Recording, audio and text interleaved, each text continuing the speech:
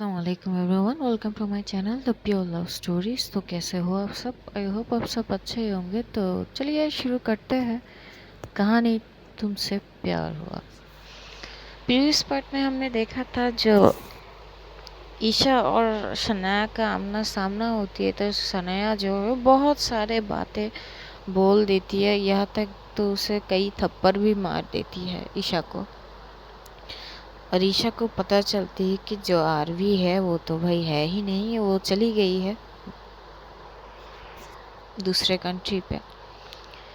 जब ये बात वो सुनती है, वो उसको पता नहीं अजीब सा एक दर्द महसूस होती है। वो ना कुछ बोल पाती है, ना कुछ रिएक्ट कर पाती है।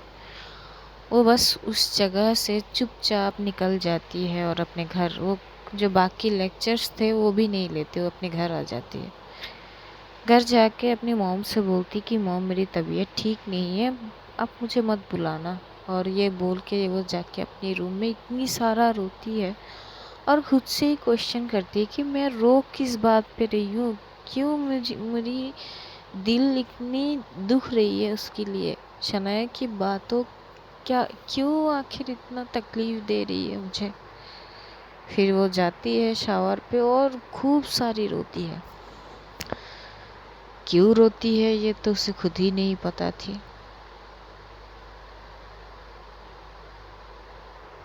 तो चलिए देखते हैं आगे। जब वो शावर लेने के बाद जो ईशा है वो आती है, अपनी बेड पे सो जाती है और उसे बार बार आरू की जो है बातें याद आने लगते हैं। आरू की हर वो चीज़, आरू की उसके लिए जो केयरिंग नेचर, और उसने आरू ने जो इसकी वजह से जो घाव अपने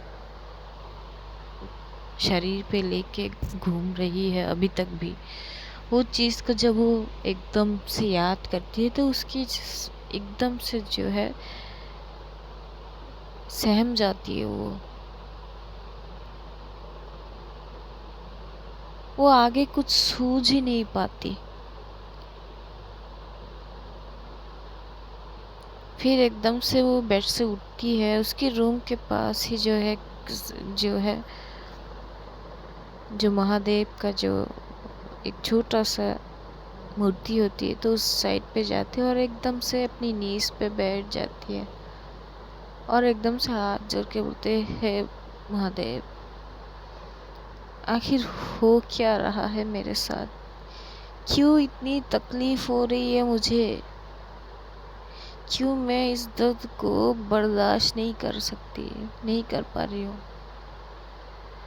इतना दर्द क्यों हो रही है मेरे सीने में। ऐसा लग रहा है कि कोई वार वार जो है मेरे सीने में कुछ चीज़ों से बहुत ज़ोर से वार कर रही है और मैं वो वार सह नहीं पा रही हूँ। क्या कोई गलती हो गई है मुझसे? हे महोदय, प्लीज़ मुझे रास्ता दिखाइए, मुझे बस थोड़ा सा सुकून दे दीजिए।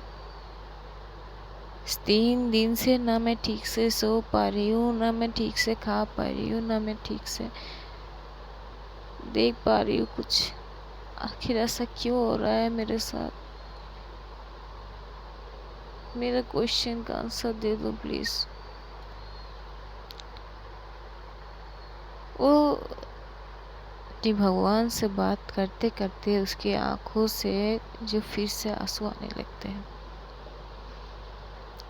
दूसरी तरफ देखते हैं कि जब शनाया जो है वो लेक्चर ले रही थी, तभी एकदम से, क्योंकि आजकल जो है वो जो आज का दिन है वो शनाया के साथ बैठती है, तो एकदम से जो है उसका हाथ पकड़ती है और एकदम से थोड़ा सा झुक के बोलती कि आप ठीक हो ना।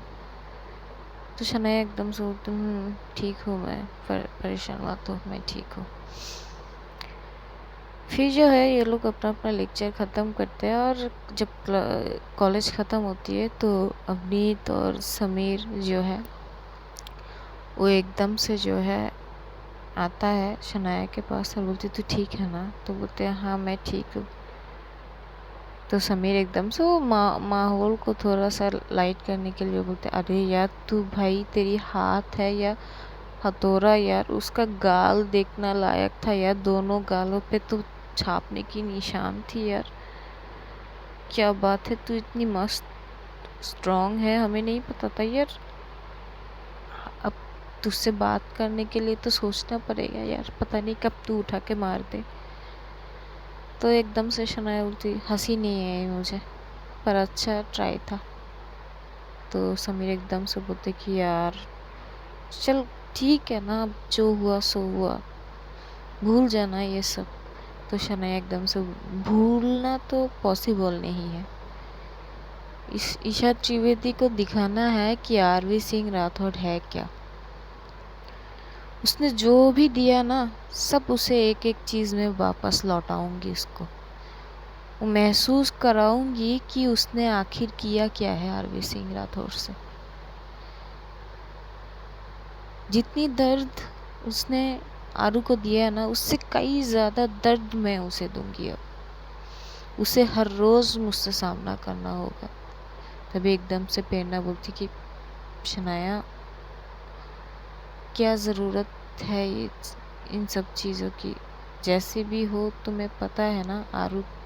तभी शनाया एकदम से बोलते, देखो प्रेरणा, मैं जानती हूँ वो तुम्हारी बहुत अच्छी दोस्त है।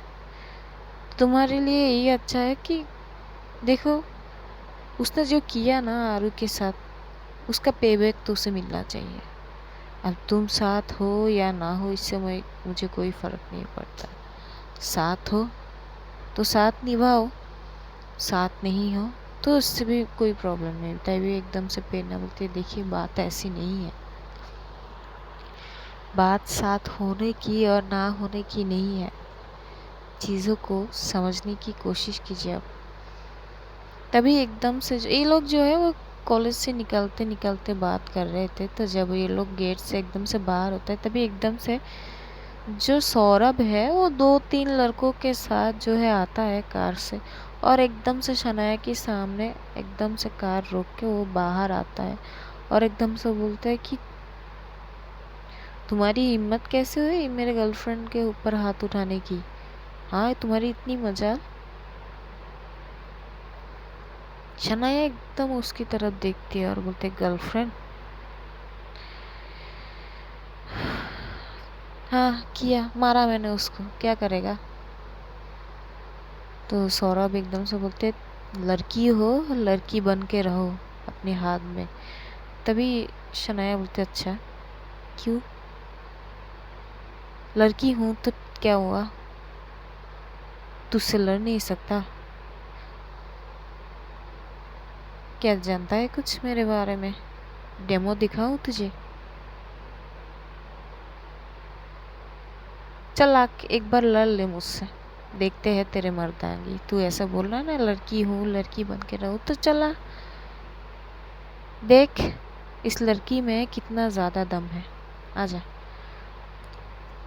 तो सौरभ एकदम से बोलते, अब देखो मैं बात कर रहा हूँ, बात करो, हाथ पैर चलाने की कोई ज़रूरत नहीं। तभी शनाया एकदम से बोलती, क्यों भाई, लड़के तो तूने लेके आए हैं अपने साथ, मैं अकेली हूँ, चल अगर कुछ करना है तो करके दिखा, अभी तेरे सामने की सामने खड़ी हूँ मैं, चल तू कुछ करके मुझे छू कर दिखाए तू, तब मैं तुझे समझ लूँ। तभी उसमें से एक लड़का आता है और बोलती कि देख, मैं पहले ही वार्निंग दे दिया तुझको, इसको कराटे आते हैं, तेरी हाथ पैर तोड़ देगी ये, तू समझ ले, सोच समझ कर आगे बढ़। तभी शनाया एकदम से बोलता, आ ना, तेरे गर्लफ्रेंड को मारा मैंने, एक बार नहीं कई करीब 3-4 थप्पड़ तो लगाई ही है मैंने, चल क्या करेगा तू, करके दिखा, मैं भी तो जानू तेरी हिम्मत, तेरे लिए मैं सिर्फ अकेली ही काफ़ी हूँ। वो एकदम से पीछे बोलते हैं, अवनीश समीर आगे मत बढ़ना, पीछे रहो बस, मैं भी तो देखूँ, चल सौरभ आजा। तो सौरभ बोलते हैं कि देखो, मैं यहाँ पे कोई झगड़ा या लड़ाई करने नहीं आया हूँ, मैं बस बोल रहा हूँ कि मेरे गर्लफ्रेंड से दूर रहो और उससे तमीज़ से बात किया करो। तभी एकदम से शनाया बोलती कि तेरी गर्लफ्रेंड से मैं तमीज़ से बात करूँ, मैं फूट। तेरे गर्लफ्रेंड को ना मैं अब तो रोज़ अपने मुझसे सामना करना पड़ेगा। अब मैं उसे रोज़ दिखाऊंगी कि शनाया चीज़ क्या है। तू क्या कर लगे तू क्या कर लेगा वे? चल मैं भी तो देखता हूँ। अब तुझे मैं सामने से कहता हूँ, हर रोज़ मैं तेरी गर्लफ्रेंड को नीचा दिखाऊंगी। जो भी मुझसे बन पाए ना मैं करूँगी। उसको जैसे भी परेशानी करना है मैं करूँगी। तू क्या उखाड़ लेगा? चल मैं भी देखता हूँ क्या उखाड़ लेगा तू। तो तभी सौरभ जो है वो वहाँ से जाने लगता है। तभी एकदम से शना बोलती, क्यों डर गया क्या? जिस तरह से तू आया था अब तो ऐसा लग रहा है कि दुम दबा के भाग रहा है। डर गया क्या? हिम्मत नहीं है एक लड़की से लड़ने की? बड़ी बड़ी बातें बड़ा पाव खाते हैं। आइंदा से जब हिम्मत हो ना तभी आना मेरे सामने, और हो सके ना अपनी जो गर्लफ्रेंड है ना समझा दे उसको मेरी सामने ना आए, वरना उसके लिए अच्छा नहीं होगी। समझ ले बात को। और ये बोलकर जो वो एकदम से जो है वहाँ से चले जाते हैं। अपनी समीर भी उसके पीछे जाते हैं। यहाँ पे पेना जो है वो कुछ देर खड़ी तो रहती है। उसके मन में अलग ही चीज़ें चल रही कि अब जो है पता नहीं शनाया क्या क्या करेगी, क्योंकि देखो उसका करना भी तो जायज़ है ना। अपनी दोस्त को उस हालत में, दोस्त कम वो अपनी बहन ज़्यादा है, तो अपनी दोस्त या बहन उसको उस हालत में देख के कोई भी अपना टेम्पर को जो है वो हैंडल नहीं करेगी। अगर शनाया की जगह खुद प्रेरणा होगी तो शायद वो इससे भी बुरी चीज़ करती। तो ये सोच के जो वो वहाँ से निकल जाती है। शनाया तो गुस्से में ही वहाँ से निकल गई थी।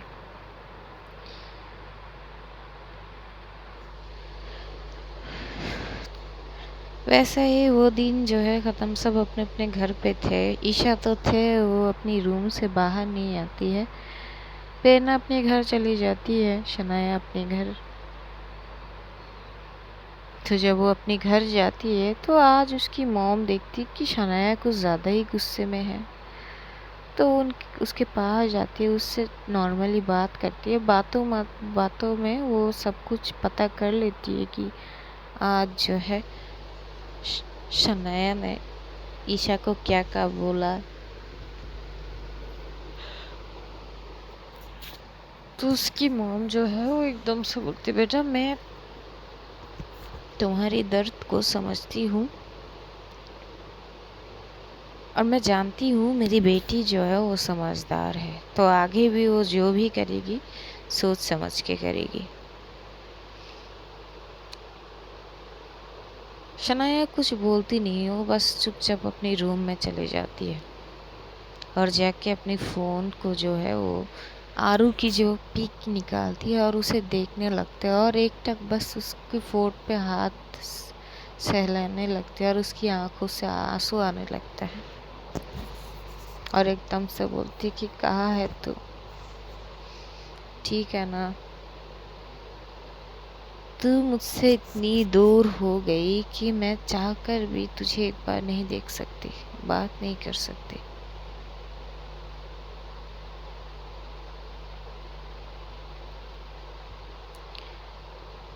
मुझे माफ़ कर देना अरबी। शायद मैं तुझे उतनी पोक नहीं करती ईशा के बारे में तो आज ये दिन देखने ही नहीं पड़ती। गलत इंसान से मोहब्बत कर बैठी तूने। वो इंसान जो मोहब्बत को समझती ही नहीं है, जिसे इंसान की कोई मायने नहीं है उसके लिए।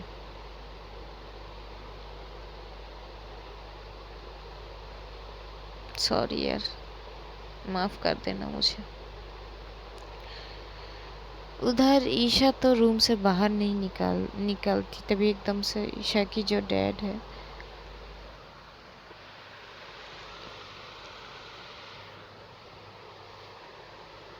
वो जब घर वापस आते हैं तो एकदम से पूछती है ईशा के बारे में। तो ईशा की मॉम भी बोलती है कि वो तो बहुत जल्द आ गई थी, शायद उसकी तबीयत ठीक नहीं है और रूम में ही है, रूम से बाहर नहीं निकली वो। तभी ईशा की डैड बोलती है कि अच्छा है, ऐसे क्या हुआ। तो जो है उसकी रूम पे जाता है और जाके डोर नॉक करता है। तभी डोर लॉक हुए थे। तभी एकदम से ईशा बोलती कि मम्मा मुझे कुछ नहीं चाहिए, भूख नहीं है, जब भूख लगेगी मैं खा लूँगी, आप चले जाओ, मैं सो रही हूँ। तभी उसकी पापा एकदम से बोलते बेटा पापा हूँ, डोर ओपन करो, मुझे तुम्हें देखना है। तो जब ईशा अपनी डैड की आवाज़ सुनती है तो वो जल्दी जल्दी अपनी आँखों को जो है पोंछती है और उस चेहरे पे एक फेक स्माइल लाती है और डोर ओपन करती है और बोलती कि पापा आप। तो उसकी पापा जो उसकी हालत देखती है क्योंकि वो बहुत रोई थी, उसकी आंखों में रेडनेस आ गई थी। तो जब वो देखते तो वो एकदम से उसे हक करते बोलता बेटा क्या हुआ, कुछ हुआ क्या, ठीक हो तुम। तो जो ईशा है वो बोलती कि हाँ पापा मैं ठीक हूँ, मुझे क्या होगा, बस थोड़ी सी तबीयत ख़राब लग रही है, उससे ज़्यादा कुछ नहीं। तो ईशा की डैड बोलते हैं कि बेटा तुम्हें पता है ना तुम मुझसे झूठ नहीं बोल सकती, क्या हुआ बताओ डैड को। तो कैसे ही बोलती कि आखिर हुआ क्या है। तो एकदम से बोलते डैड कुछ नहीं हुआ, बस कॉलेज पे कुछ इशू चल रहा है। तो बोलते कैसा इशू बेटा, समझाओ तो सही। तो बोलते कुछ नहीं पापा, कुछ हुआ है जिस वजह से मैं बहुत ज़्यादा कंफ्यूज हूँ। मेरा दिल कुछ और बोल रही है, मेरी माइंड कुछ और बोल रही है। जो मैंने देखा मैंने वो चीज़ मेरा माइंड बोल रही है कि वो सही है, पर मेरा दिल मेरी साथ नहीं दे रही है। तभी उसके पापा बोलते अच्छा बस इतनी सी बात है। तो बोलती कि बात इतनी सी नहीं है पापा। तो उसके पापा जो है एकदम से पॉकेट में हाथ डालते हैं और एक सिक्का लेती है और बोलते बेटा ये क्या है। तो वो एकदम से बोलते पापा प्लीज़ मैं मजाक की।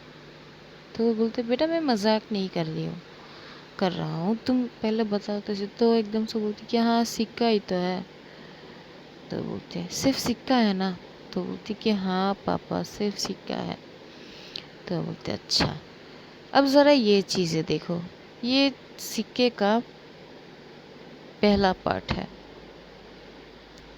फिर एकदम से वो दूसरी तरफ पलटती है उस सिक्के को। तो बोलते देखो ये अब सेम सिक्के में अंदर दो पहलू है, तो तुम किसको मानोगी। तभी एकदम से जो है ईशा अपने डैड की तरफ देखते बोलते डैड मैं समझा नहीं। तभी एकदम से उसका डैड बोलते देखो बेटा, जैसे एक सिक्के की दो पहलू होती है, अगर हम इस तरह से देखें तो हमें सिर्फ इसकी फ्रंट पहलू भी दिखेगी, इसके पीछे वाले का हिस्सा हमें तब तक नहीं मालूम होगी जब तक हम इसे पलट के देख ना ले। तो मैं एक्चुअली में नहीं जानता तुम्हारी एक्चुअली में जो है सिचुएशन क्या है। तो शायद मैं अंदाज़ा लगा सकती हूँ कि तुम सिक्के की एक पहलू को देख के जो है डिसाइड कर रही हो।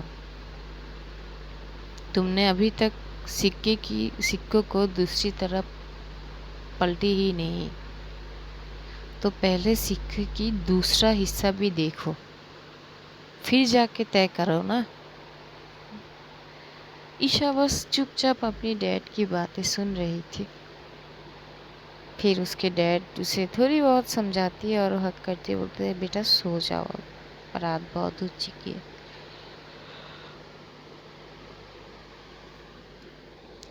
तो ईशा जो है जब उसके डैड चले जाते तो बहुत गहरी सोच में पड़ गई थी।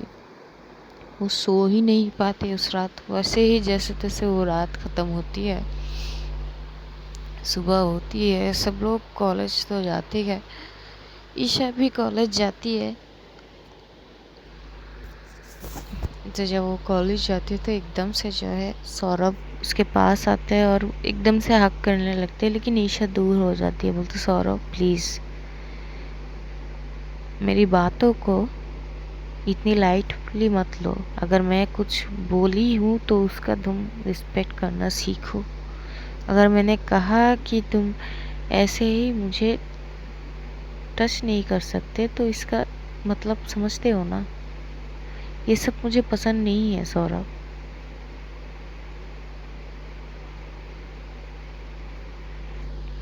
तो सौरभ चुप हो जाता है। वो क्या ही बोलेगा, वो कुछ नहीं बोलता। बोलते कि ठीक है चलो यार क्लासरूम पे। तो ये लोग जो अपना अपना लेक्चर लेती है, और वैसे ही होता है लंच आवर में जो है वो जाते हैं जो है कैफेटेरिया में। तो जब जाते हैं तभी एकदम से जो है जब ईशा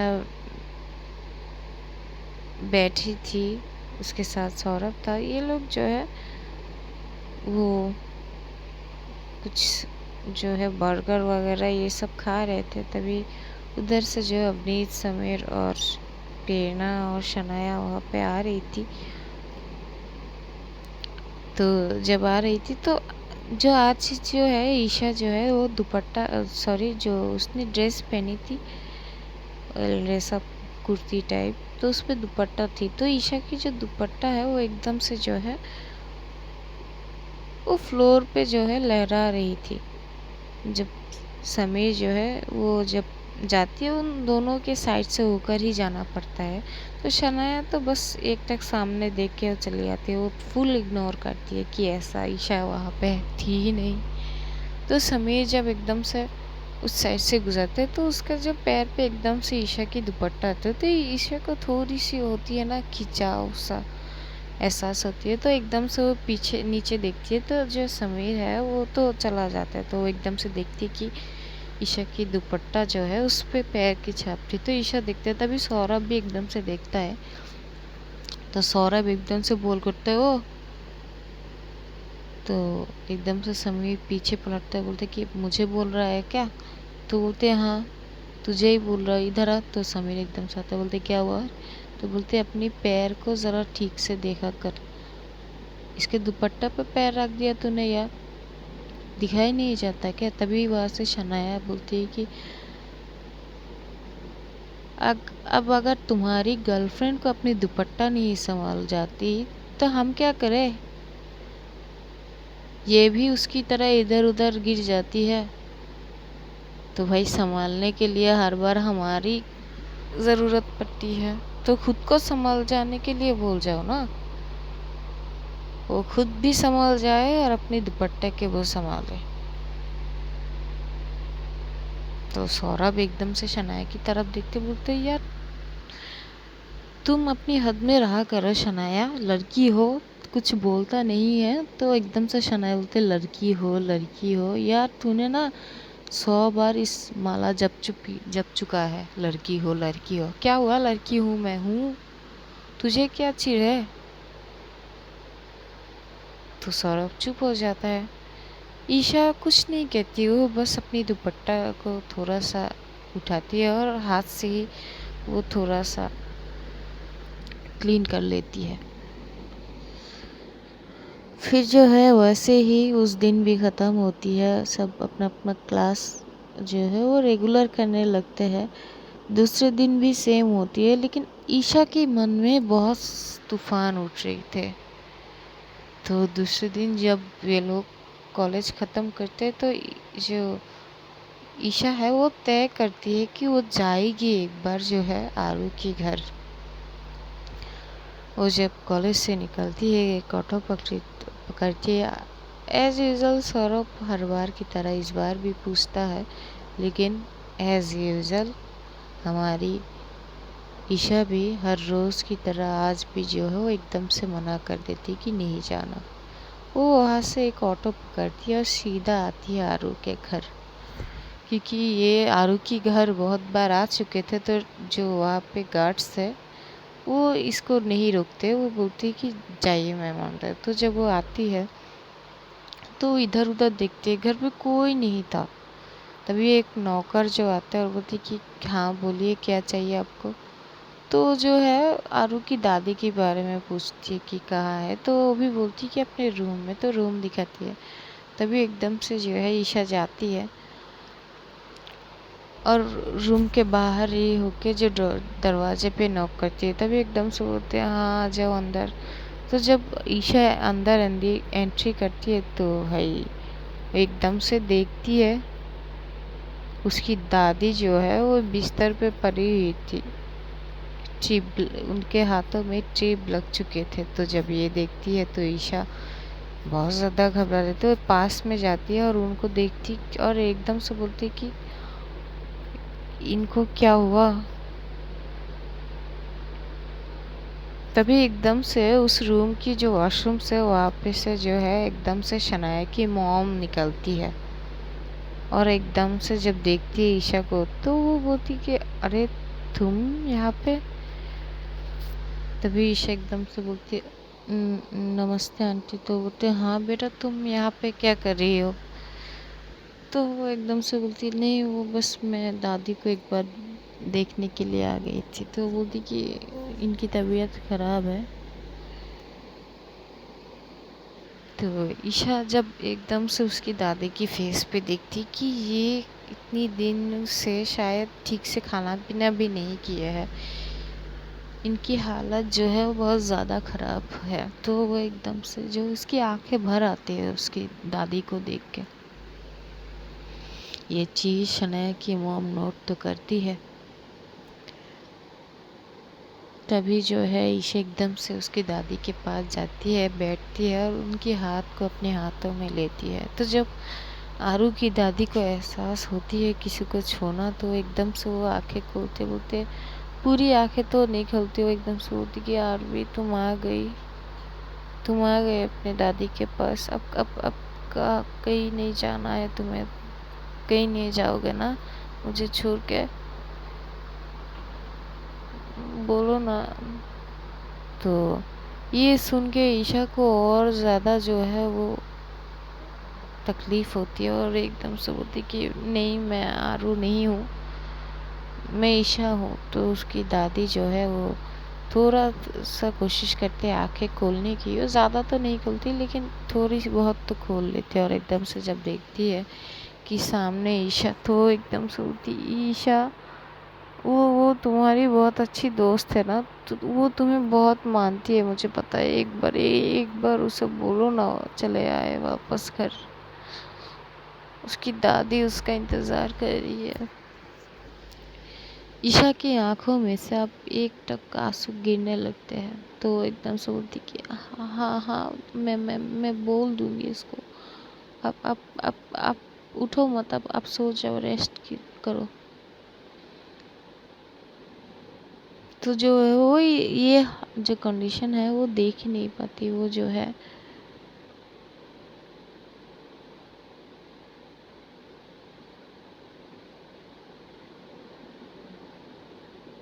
तो फिर जो है ईशा उस सिचुएशन हैंडल नहीं कर पा रही थी। तभी वो एकदम से वहाँ से निकलती है और बोलती दादी मैं बाद में आती हूँ। तो ये बोल के वो जब जाने लगती है तभी शनाया की मॉम भी उस टाइम पे उसके पीछे पीछे आती है। और एकदम से जब ईशा जाने लगती तभी एकदम से शनाया की मॉम बोलती है रुको। तो ईशा एकदम से पलटते हैं, बोलती कि हाँ आंटी बोलिए। तो बोलती देखो मुझे पता है तुमने क्या क्या कहा है आरू के बारे में। तो जब ये सुनती तो अपनी सर झुका लेती, वो कुछ बोलती तो नहीं है। तभी वो एकदम से बोलती कि शनाया की माँ बोलती तुमने अभी तक आरवी सिंह राठौड़ को नहीं पहचाना,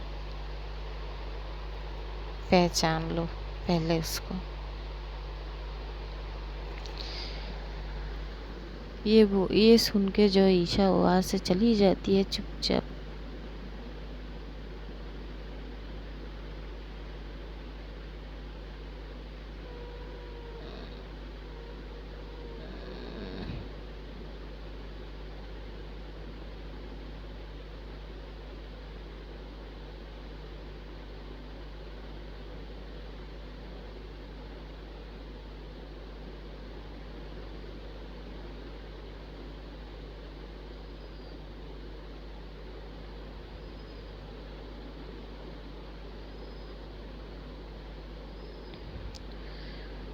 फिर जो है ईशा अपने घर वापस चली जाती है और इधर शहनाया की जो मॉम है वो बहुत अच्छे से ध्यान रखती है आरू की दादी का। तो वहाँ पे शाम को जो है शनाया भी आती है और एकदम से आरू की दादी से मिलती है। तो शनाया की मॉम ये बोलती है कि ईशा आई थी। तो जब वो उसकी बात सुनती है तो वो बहुत ज़्यादा गुस्सा आते है उसको। वो एकदम से जो है अपना फ़ोन उस साइड थोड़ा सा साइड होता है और अपना फ़ोन निकाल के, यार इतनी नींद आ रही है मुझे, अपना फ़ोन निकालती है और एकदम से कॉल करती है जी ईशा को। तो ईशा एक बार ही फ़ोन उठा लेती है और बोलती कि हाँ बोलो। तो एकदम से बोलती कि मिस ईशा त्रिवेदी, मुझसे, मेरे दोस्तों से और उसकी फैमिली से दूर रहो। तुम किससे पूछ के तुम इस घर पे आई हो, आरवी के घर पे? किससे पूछा तुमने?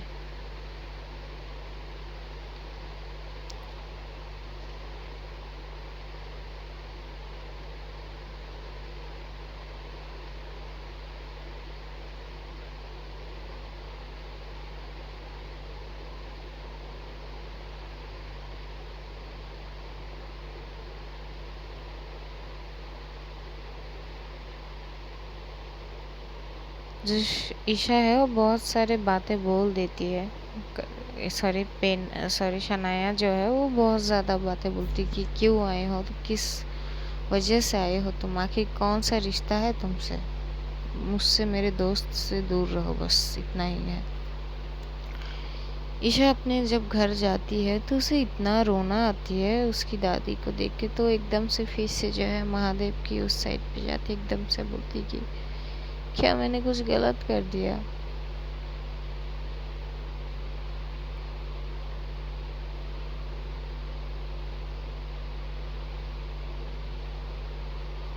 आखिर इतनी तकलीफ मुझे होती क्यों है, क्यों मैं इस तकलीफ को बर्दाश्त नहीं कर पा रही हूँ?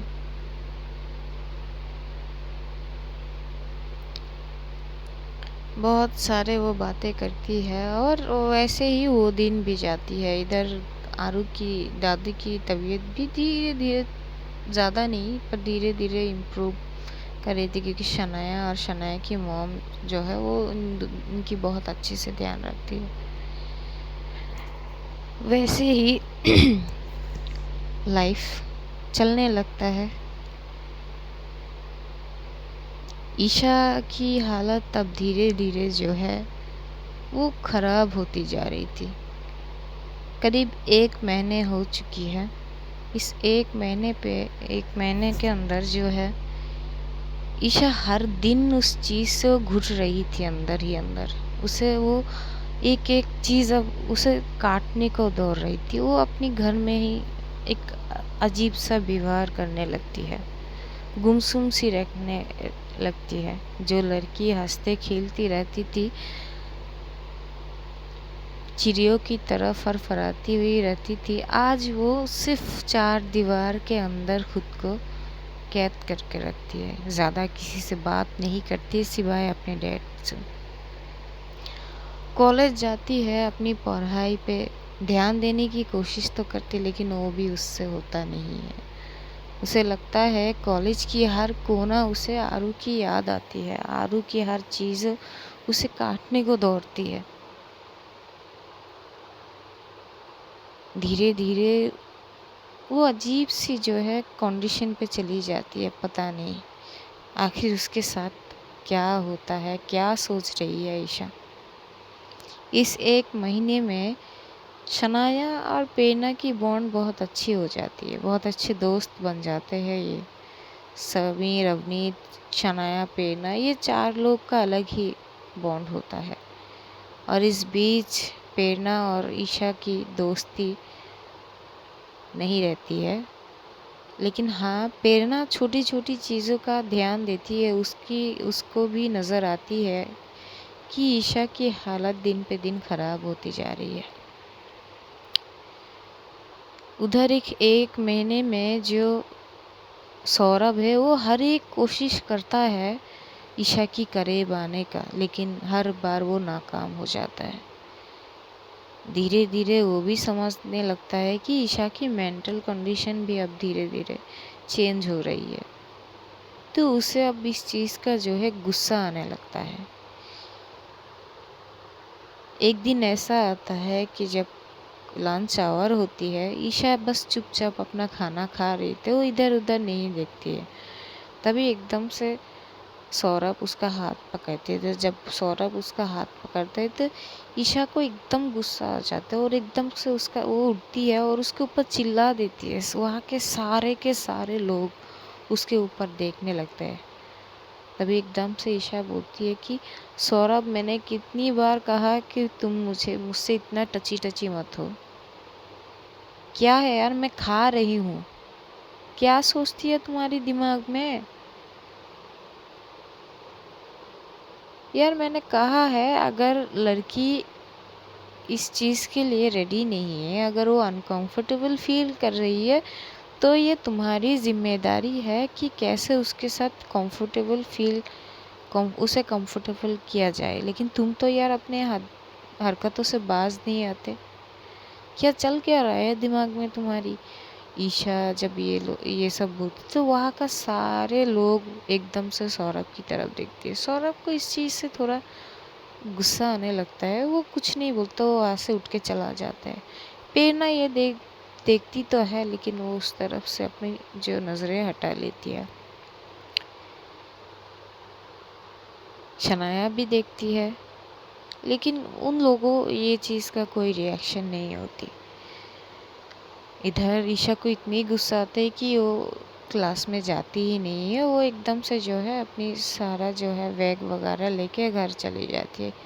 उसका जो टोन है बात करने का, वो अब ज़्यादा चिड़चिड़ी हो चुकी है। वो किसी से ढंग से बात ही नहीं करती है, ना ही उसके घर जाके। इन दिनों उसके और उसके मॉम को बीच बहुत सी लड़ाई भी हुई है इस चीज़ों को लेके। तो आज भी सेम ही होता है। जब वो घर जाती है तो उसकी मॉम एकदम से बोलती है, ये तुम्हारी आजकल पढ़ाई पे ध्यान नहीं रहता है क्या? क्या चल क्या रहा है तुम्हारी ज़िंदगी में? ठीक से पढ़ाई नहीं करते, बात नहीं करते, अपनी उस रूम के आखिर है क्या? कुछ बोलूँ तो तुम बातें घुमाने लगते हो। तभी जो है वो तो गुस्से में आई थी, तो बोलते मॉम आप अपने काम से काम रखिए, मेरे बारे में इतना ध्यान देने की ज़रूरत नहीं है किसी को। तो उसकी मॉम बोलती है, तुम ना तमीज़ से बात करो, किससे बात कर रही हो ये देखो पहले। और क्या क्या बेहूदी की बिहेवियर है तुम आजकल। किसके साथ उठा बैठा कर रही हो तुम? दिन पे दिन तुम्हारी जो बिहेवियर ख़राब होती जा रही है। तो ईशा एकदम से बोलती, मॉम आप अपने काम से काम रखिए। वो ये बोल के एकदम से रूम में चली जाती है। ईशा की मॉम को अब थोड़ी सी फिक्र होने लगती है उनकी बेटी की। उनकी आंखें एकदम से भर आती। तो ईशा की जो छोटी बहन है वो जाती है, उनको हक करते हुए, तो मम्मा आप परेशान मत हो, रो तो मत ना। शायद दीदी कुछ चीज़ों से परेशान है, इस चीज़ जो है वो इफ़ेक्ट हो रही है। आप थोड़ा सा वक्त तो दो। तभी वो एकदम से बोलती है, बेटा क्या वक्त? तो 1 महीने से मैंने अपनी बेटी की मुस्कुराहट नहीं देखी। जो बेटी मेरी चिड़ियों की तरह फरफराती थी, हंसती खेलती थी, वो बेटी पिछले 1 महीने से मैंने उसकी आंखों में एक अलग ही जो चीज़ देखी है, गुस्सा, पता नहीं क्या का था। उसकी मुस्कुराहट में पिछले 1 महीने से नहीं देखा बेटा। मैं क्या करूँ? तो वो बोलती, मम्मा प्लीज़। तभी कुछ कामों से उसके पापा भी आते हैं, तो जब एकदम से देखती तो बोलती, क्या हुआ, तुम रो क्यों रही हो? तभी वो एकदम से जाते अपने हस्बैंड को हक करते, बोलते कि मैं देखो ईशा को शायद कुछ हुआ है। दिन पे दिन उसका जो बिहेवियर है वो ख़राब होती जा रही है। क्या हुआ मेरी बेटी को, ज़रा देखो ना आप। तो ईशा की जो पापा है, वो ईशा जो है अपनी डैड की लाडली है, वो कभी उसके बारे में कुछ, उसे हर चीज़ के लिए वो होती है। इन दिनों जो उसकी जो बिहेव पे इतनी ज़्यादा जो है चेंज दिखी, तब भी उन्होंने ईशा से कुछ नहीं पूछा। तो एकदम से बोलती है, यार देखो शायद हो भी रहा है कुछ, लेकिन जब तक वो खुद से होके ना बोले ना, हम इस बारे में बात नहीं कर सकते। इंतज़ार करो उसकी बोलने का, और परेशान मत हो, ठीक हो जाएगी। बहुत जल्द तुमको तुम्हारी बेटी मिल जाएगी, बस यकीन रखो। उधर ईशा जब अपनी रूम पे जाती है, वो शीशे के सामने खड़ी हो जाती है और अपने आप को एकदम से देखने लगती है। उसकी आंखें एकदम लाल हो चुकी थी और खुद से ही बातें करती है कि कौन हो तुम, कौन हो तुम, मैं तुम्हें पहचान नहीं पा रही हूँ। ये मैं तो नहीं हूँ, ये मैं नहीं हूँ। ये कौन है मेरे अंदर जो मेरा सब कुछ समेट के हुए एक नई अवतार पे सामने आई है। ये मुझे पसंद नहीं है, प्लीज़ चले जाओ तुम। तो अपने आप से ही बात करने लगते हैं।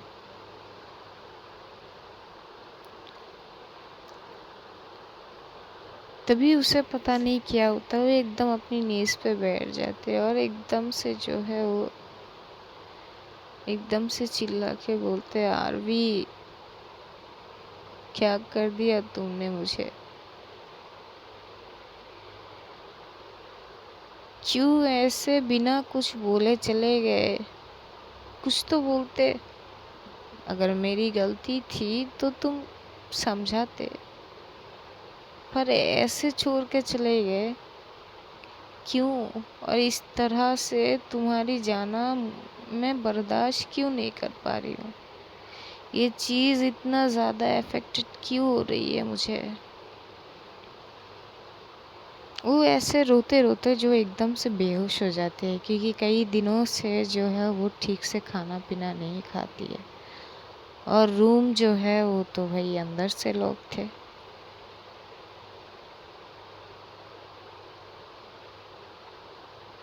तो चलिए देखते हैं आगे क्या होता है। क्या ईशा को ये एहसास होगी कि उसने आरवी के साथ जो किया वो गलत किया है, और क्या वो उसकी फीलिंग्स को समझ पाएगी। और 1 महीने हो चुका है, तो क्या आरवी अब वापस आएगी, जानेंगे अगले एपिसोड के।